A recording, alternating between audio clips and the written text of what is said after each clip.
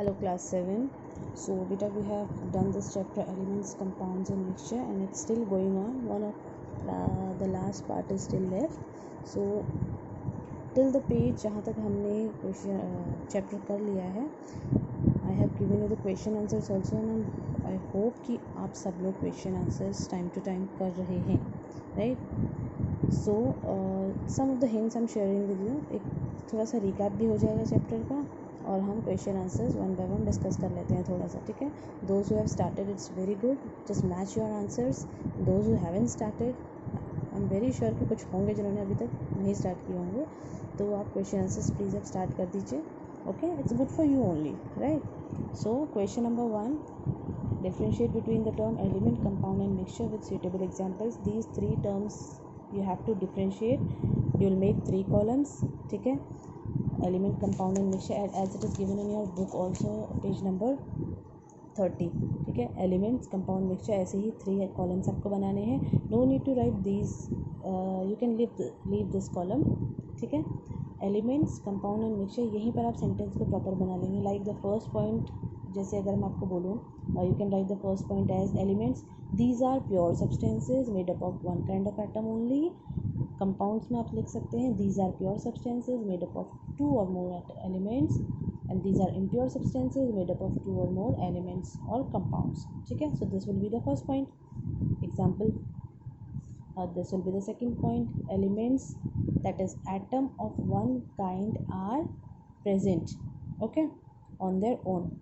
Components in a compound present in a definite proportion. So in this way you have to write the points, okay. जितने points पूछे हैं उतने आपको लिखने हैं with proper examples given in between, right? So question number 2, state which element exists in the highest percentage in the earth crust. earth crust पे कौन से एलिमेंट की परसेंटेज हायर है, एटमॉस्फेयर में कौन सी हायर है, और ह्यूमन बॉडी में कौन सी हायर है. Again it's given in your book, page number, actually you have to find the answers by yourself. I'm only helping you out, okay. So in the earth crust, the highest is oxygen. In the atmosphere, the highest is nitrogen. In the human body, the highest is oxygen, okay. Question number 3, elements are mainly classified into metals and non-metals. State 6 properties of metals which differ from non-metals. Means you have to differentiate between metals and non-metals. metals and non-metals का differentiation है, ठीक है, 6 properties को describe करते हुए. The table is given in your book. Metals and non metals का difference आपकी book में दिया हुआ है. On page number 22 there are 7 points given. You have to write any 6, okay. So this also 1 column of metal, 1 column of non metal. You can leave this column. Instead ये वाले points आप यही include कर सकते हैं. जैसे metals, they are generally solid at room temperature, तो इनकी स्टेट हो गई, पता चल रहा है, सेंटेंस कंप्लीट हो गया. Non metals are gaseous, liquid and soft solid at room temperature. और अगर आपको फॉर योर कन्वीनियंस आप लिखना चाहते हैं तो आप एज इट इज़ इसको विद दिस कॉलम पूरा बना सकते हैं. अदरवाइज़ आप एक साइड मेटल का बनाइए, एक साइड नॉन मेटल का बनाइए, और 6 प्रॉपर्टीज़ लिखनी है. Then next is give the symbol of the following elements. State in each case whether they are metals, non metals, metalloids और नोबल गैस. जितने भी यहाँ पे एलिमेंट्स के नेम दिए हैं, ठीक है. How you have to do this question. See, आपको क्वेश्चन नंबर 4 में क्या करना है, आप जो भी एलिमेंट का नाम दिया है आपको उसका सिंबल बताना है, ठीक है. और you have to name whether it's a metal और नॉन मेटल, मेटलॉइड और अ नोबल गैस, ठीक है. क्या है वो, उसकी कंडीशन भी बतानी है. तो फर्स्ट में आप यहाँ पर आपको दिए हैं ABCD, it's up to Z, okay. First name is potassium. First column आप बनाएंगे नेम ऑफ द एलिमेंट का. सेकंड कॉलम में आप लिखेंगे उसका सिंबल. थर्ड कॉलम में उसका टाइप लिखेंगे, वो मेटल है, नॉन मेटल है, नोबल गैस है, ओके, या मेटलॉइड है. तो पोटेशियम, उसका सिंबल K, मेटल है, ठीक है. ऐसे ही सेकंड कार्बन, उसका सिंबल C, ठीक है. Third oxygen, fourth mercury and so on. ऐसे आपको ये टेबल कंप्लीट करनी है, ठीक है. So this is how you have to do question number 4. Question number 5, what is meant by the term activity series of metal. Activity series of metal को आपको define करना है और उसके बाद ये जो एलिमेंट्स दिए हैं इनमें बताना है सबसे ज़्यादा एक्टिव कौन सा है, उसके बाद कौन सा है। ठीक है, ये you have to order them properly, right. The most reactive will be at the top, या सबसे पहले आप मोस्ट रिएक्टिव का लिखेंगे, जैसे इसमें सबसे पहले सोडियम है, ठीक है, उसके बाद जिंक है, तो ऐसे आपको कंप्लीट करनी है। ठीक है, तो numbers I have written on this, I hope it's clear. This is 1, this is 2, this is 3, this is 4, this is 5 and this is 6। और ये मैंने कैसे लिखे हैं, हमने एक्टिविटी सीरीज पढ़ी थी ना, तो वहीं से हमें पता चला है कि कौन सा एक्टिविटी सीरीज़ में ज़्यादा रिएक्टिव है, कौन सा लेस है। Activity series of metal you will define from your book, it is a series of metal, this is the definition first 2 lines, okay. और दिस इज़ द सीरीज, और यहीं से हमें पता चला है कि कौन सा ज़्यादा एक्टिव और कौन सा कम एक्टिव है, okay. Then question number 6, give 3 reasons why carbon dioxide is considered a compound while carbon is an element. Compound और एलिमेंट तो हमने पढ़ा, ठीक है। कार्बन डाइऑक्साइड को हम कंपाउंड और कार्बन को हम एलिमेंट क्यों बोलते हैं? Carbon dioxide is what? CO2, ठीक है, this O is capital, okay. And carbon element क्यों है? Carbon is an element because इसमें जितने भी एटम्स हैं वो सारे सेम है, कार्बन कार्बन कार्बन एक ही टाइप के एटम से बना है, बट ये एक कंपाउंड है जो 2 वेरियस टाइप के एटम से एलिमेंट्स के एटम से मिलकर बना है। So carbon dioxide is a compound because it comprises of multiple elements, that is carbon and oxygen, ठीक है, which are combined chemically, whereas carbon is a substance made up of single type of atom, ठीक है। So this is the answer number 6, okay. And question number 7, what information is provided by the formula of calcium hydroxide CaOH2। calcium hydroxide और CaOH2 इस formula से हमें क्या information मिल रही है? यहाँ पर एक एटम है कैल्शियम का और ये होल ट्वाइस है। होल ट्वाइस मीन्स ऑक्सीजन के भी 2 एटम्स हैं और हाइड्रोजन के भी 2 एटम्स हैं, okay. So it shows that there is 1 calcium ion.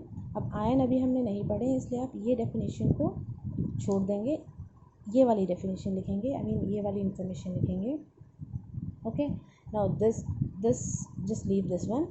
Calcium CaOH2, it shows that there is 1 atom of calcium, okay, 2 atoms of oxygen because this is whole twice, मतलब oxygen भी 2 है और hydrogen भी 2 है, 2 atoms of oxygen and 2 atoms of hydrogen, okay. So which makes a total of 5 atoms in a molecule। इस पूरे molecule में total कितने एटम्स हैं? 5 हैं, 2 हाइड्रोजन के, 2 ऑक्सीजन के 4 and 1 कैल्शियम का 5, okay. So this is answer number 7. Then question number 8, 4 atoms of hydrogen combines with 1 atom of carbon to give methane CH4, okay. तो यहाँ पर कार्बन की वैलेंसी कितनी हुई? क्लियरली शो हो रहा है ना, 4, क्योंकि कार्बन का 1 एटम हाइड्रोजन के 4 एटम्स के साथ कंबाइन हो रहा है, तो कार्बन की वैलेंसी 4, ये वैलेंसी हमने पढ़ी थी। Right the symbols of the following element and radical along with their valencies. और ये भी हमें इसी क्वेश्चन की तरह करना है। एक कॉलम आप बनाएंगे सिंबल का, सॉरी एलिमेंट का, सेकंड कॉलम उसका सिंबल का, थर्ड कॉलम उसका वैलेंसी का, ठीक है। फर्स्ट कॉलम में आप जैसे सोडियम लिख रहे हैं, सेकंड कॉलम में उसका सिंबल लिखेंगे, थर्ड कॉलम में उसका वैलेंसी लिखेंगे। Write the symbols of the following elements and radicals along with their valencies, okay. 3 columns बनेंगे यहाँ पे। एलिमेंट का name of the element, second है symbol of the element and third is the valency of the element. Valency chart is given in your book, you have to just find it out yourself, okay. मैं आपको सिर्फ hint दे रही हूँ, आपको थोड़ी सी मेहनत खुद भी करनी पड़ेगी, ठीक। Page number 26, simple chart of valencies is given. 1 valency किस किस की होती है, 2 वैलेंसी किस किस की होती है। अब इससे ज़्यादा मैं अब दोबारा से नहीं बताऊंगी बिकॉज हम तो चैप्टर ऑलरेडी कर चुके हैं, okay. Question number 10, right the chemical formula for the following magnesium oxide. और केमिकल फार्मूला बनाना मैंने आपको सिखाया था, आप उसको खुद ट्राई करेंगे। Magnesium oxide, sodium bromide, calcium sulphide, magnesium sulphate, aluminium chloride, zinc oxide, calcium carbonate. इनके सिंबल पता होने चाहिए, इनकी वैलेंसीज पता होनी चाहिए। ठीक है, वैलेंसी चार्ट आपकी बुक में दिया है, सिंबल्स का भी चार्ट आपकी बुक में दिया है। केमिकल फार्मूला बनाना आपको आना चाहिए। In the last video, previous video में मैंने आपको वैलेंसी केमिकल फार्मूलाज बनाना भी सिखाया था। ओके, इन केस आपको फिर भी कोई प्रॉब्लम आती है then please ask. Okay, question number 11, give the formulas for the following acid. It's given in your book, just find it out yourself. Give the formulas for the following gases. This is also given in your book. Need to find out yourself. Okay. 13, explain the term mixture. यहाँ आपको mixture को define करना है.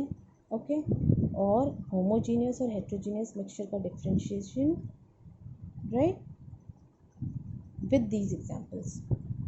Now, first we'll define the term mixture.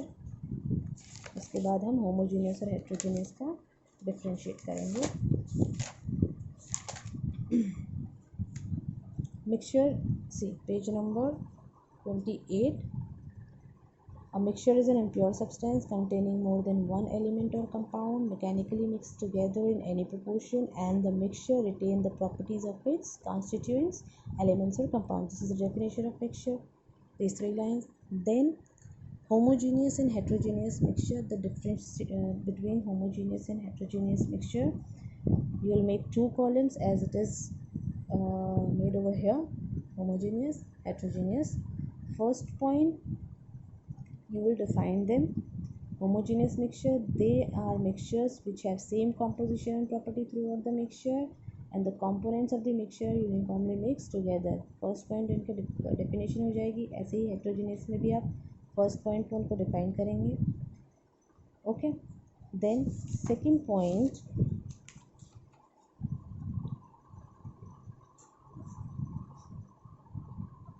A part is solid in solid. ठीक है, second part is solid in liquid and third part is liquid in liquid state of mixture.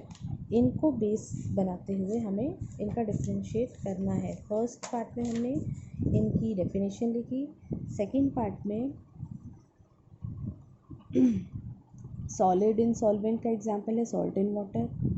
ठीक है, solid solid mixture का example है, they are generally not homogeneous. Still iron chromium और nickel वाला example आप solid solid में लिखेंगे। Solid in solvent, I mean solid in liquid वाला आप सॉल्ट इन वाटर का एग्जांपल लिखेंगे। ठीक है, ऐसे ही हेट्रोजीनियस में सॉलिड सॉलिड मिक्सचर में आ जाएगा sand and sugar, liquid liquid में आ जाएगा mixture of immiscible liquid like kerosene and water. ठीक है, सॉलिड गैस मिक्सचर में आ जाएगा सॉलिड पोल्यूटेंट्स इन दी एयर। ओके, यहाँ पर आप होमोजीनियस की डेफिनेशन लिखने के बाद ये जो लाइन्स हैं इनको साथ में लिखेंगे। Solid in a solvent, example salt in water. Okay, gaseous mixture, example air. Solid solid mixture में ये लाइन नहीं लिखते हुए, they are generally not homogeneous but iron chromium and nickel when mixed together and later cooled they form homogeneous mixture. Then heterogeneous mixture में definition and example. Okay, then next question is state 4 differences between element. Question number 14 I am reading. Compound and mixture with suitable example. Element, compound and mixture, the different element, compound, mixture तीनों terms हम पढ़ चुके हैं। इनका difference is given on page number 30. Okay, element, compound, mixture. This question, just a second,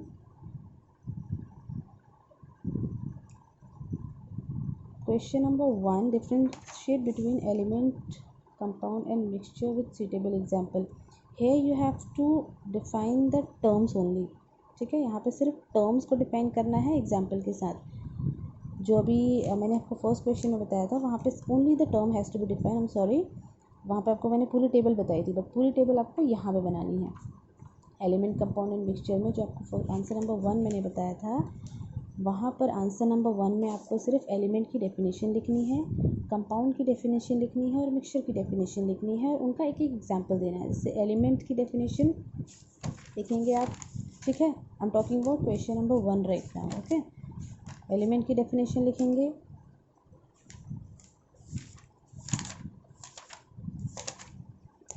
C elements are pure substances made up of one kind of atom only, example ये, मतलब this much column is answer number 1 only, सिर्फ इतना आपको answer number 1 में लिखना है, okay. Then answer number 14 में आपको फिर ये पूरा टेबल बनाना है, ठीक है, दिस फुल, जो मैं आपको आंसर नंबर 1 में एक्चुअली बता रही थी, ठीक है, that was my mistake, I am sorry for that, okay. So up to this question you have to do right now, question number 14 तक अभी आपको करने हैं, 15 and 16 will discuss later on as some of the portion of our chapter is still left, okay. I hope it's very much clear. Still you find any difficulty, then please give the message to your concerned teacher. She'll convey the message to me, okay. Thank you.